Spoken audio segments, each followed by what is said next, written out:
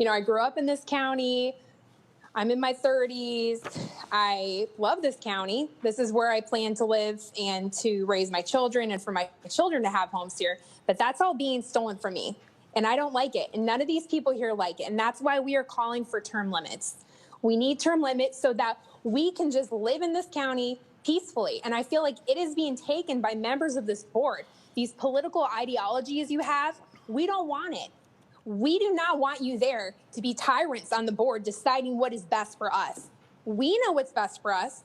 We don't want high taxes. We don't want penny for Pinellas money going to affordable housing units all over the county by the tens and tens of millions.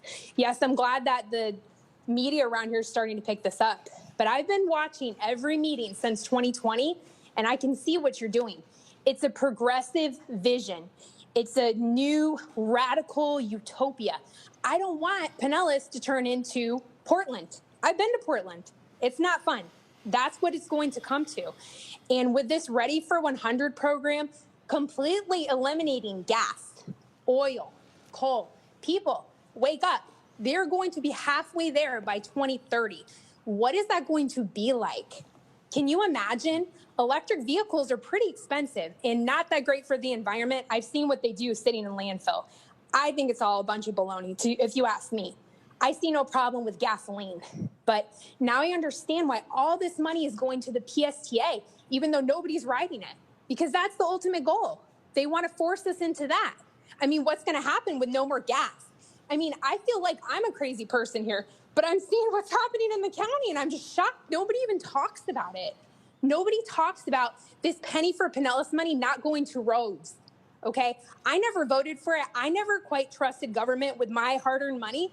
I mean, why are we voluntarily giving these people money so that they can put affordable housing right into our neighborhoods and destroy our home values?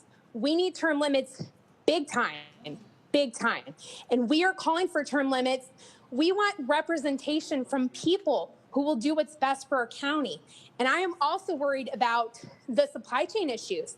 They've talked about it, but we need to talk about things that affect us, not trying to transform us into a progressive utopia. What about the fact that China closed down their ports? What's going to happen when we need tires and wires and, parts to fix things?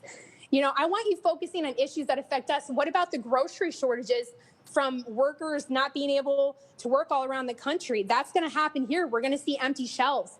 Fix things that are important to us. We don't want Portland and Pinellas.